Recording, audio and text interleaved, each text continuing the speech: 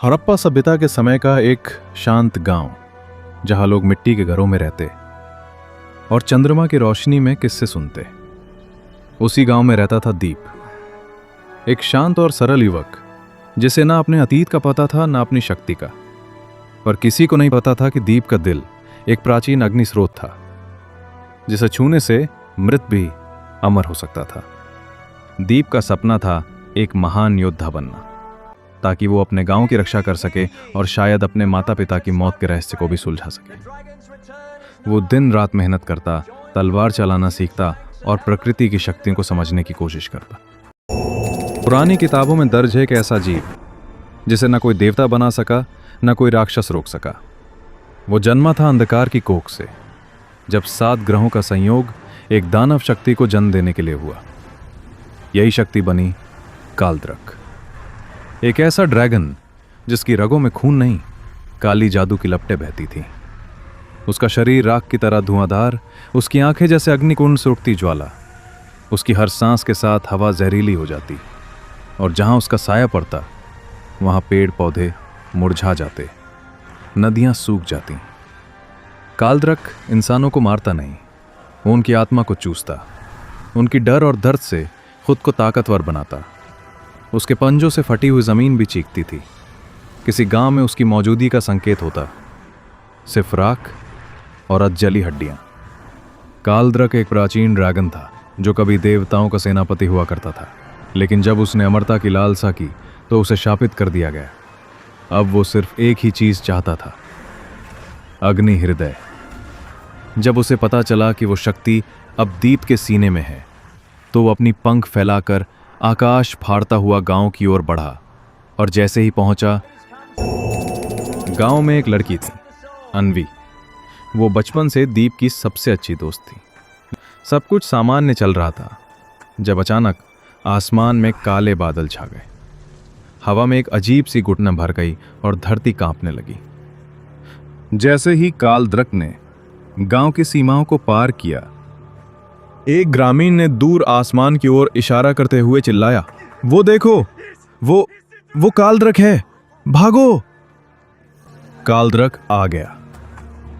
ये बहुत खतरनाक ड्रैगन है। पूरा गांव चीखों और अफरा तफरी से गूंज उठा। बच्चे, बूढ़े, महिलाएं, हर कोई अपनी जान बचाने को दौड़ पड़ा। दीप वहीं खड़ा रहा। उसकी आंखें आसमान में उड़ते उस राक्षसी साए को देख रही थीं। एक विशाल ड्रैगन कालद्रक गांव पर टूट पड़ा। उसके पंजों ने घरों को मलबे में बदल दिया। लोग चीखते हुए भागने लगे, लेकिन कालद्रक की आंखें कुछ और ही ढूंढ रही थीं। वो दिव्य दिल के लिए, और वो दिल था दीप के अंदर। उसने गांव का मुख्य पुल तोड़ दिया ताकि कोई भाग न सके। सैनिक जो उसकी रक्षा के लिए खड़े थे, अपने ही डर से हथियार गिराकर भाग निकले। भीड़ में एक छोटी बच्ची डर के मारे जमीन पर गिर गई। तभी दीप की नजर एक तलवार पर पड़ी। उसने वो तलवार उठाई। कमजोर पर इरादों से मजबूत कालद्रक अब आग उगलते हुए पूरे गांव को राख में बदल रहा था। कोई उसका सामना नहीं कर पा रहा था। ये तो सिर्फ कहानियों में था। इतना विशाल, इतना भयानक, ये कालद्रक है। और तभी कालद्रक गांव पर टूट पड़ा। दीप उसके सामने खड़ा हो गया। हे राक्षस, मैं हूं दीप। और दीप ने पूरी ताकत से तलवार उठाकर कालद्रक पर वार किया। तलवार ड्रैगन के पंजे से टकराई। कालद्रक ने अपने पंजे से दीप पर हमला किया। दीप हवा में उछलता हुआ जमीन पर गिरा। उसके शरीर में गहरी चोटें आईं। वो वार ड्रैगन के पंजे पर हुआ था, पर ड्रैगन को कोई भी असर नहीं हुआ था। वो तलवार तो एक माचिस की तीली की तरह लग रही थी। कालद्रक अपनी लाल आंखों से दीप को घूरता है, फिर भारी कदमों से उसकी ओर बढ़ता है। हर कदम से जमीन थरथराती है और दीप घायल जमीन पर गिरा पड़ा। वो उठने की कोशिश करता है, पर शरीर साथ नहीं दिया। दीप ने अपने जीवन में पहली बार इतनी नजदीक से मौत को देखा। कालद्रक उसकी ओर बढ़ा। अब तुझे कोई नहीं बचा सकता दीप। मुझे दिव्य दिल दे दो दीप, नहीं तो मैं दिल चीर कर निकाल लूंगा। दीप दर्द से तड़पते हुए कहता है, मेरे पास कोई दिव्य दिल नहीं है, अपने विशाल नुकीले पंजे उठाता है। नाखून से एक झटके में कालद्रक ने दीप का सीना चीर डाला। दीप की आंखें फैल जाती हैं, दर्द, डर और असहायता से भरी हुई, और एक अद्भुत चमकता हुआ दिल। कालद्रक की आंखों में जीत की चमक थी। आखिरकार वो मिल ही गया, दिव्य दिल, जिससे मैं अमर बनूंगा और कोई भी शक्ति अब मुझे रोक नहीं पाएगी। और उसने वो दिव्य दिल अपने मुंह में डाल लिया। एक पल के लिए पूरा आकाश बिजली से चमक उठा और जमीन कांप उठी। दीप अब जमीन पर खून में लथपथ था। उसकी सांसें धीमी पड़ रही थी। लोग घायल पड़े थे, एक दूसरे को सहारा दे रहे थे। और तभी दीप की सबसे करीबी दोस्त ज्योति वहां पहुंची। जैसे ही उसने दीप को खून से सना देखा, उसकी चीख निकल गई। उसने अपने हाथ दीप के सीने पर रखे, आंखें बंद की और एक प्राचीन मंत्र बोलना शुरू किया। ज्योतिर्मय आत्मा, जीवन दो, शक्ति दो, प्रकाश दो।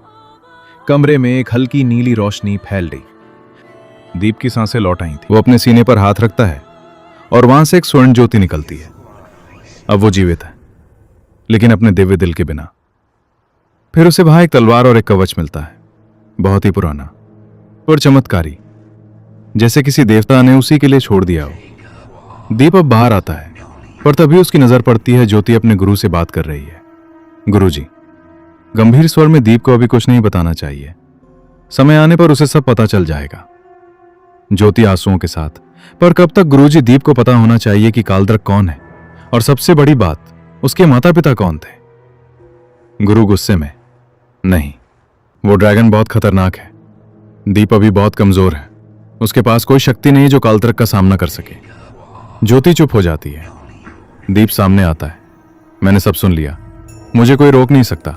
मैं कालद्रक को ढूंढूंगा और अपना दिल वापस लाऊंगा। और दीप अकेले निकल पड़ता है, एक बार फिर उस राक्षसी ड्रैगन की तलाश में। दीप जैसे ही जंगल पार करता है, आकाश से एक तेज रोशनी आती है।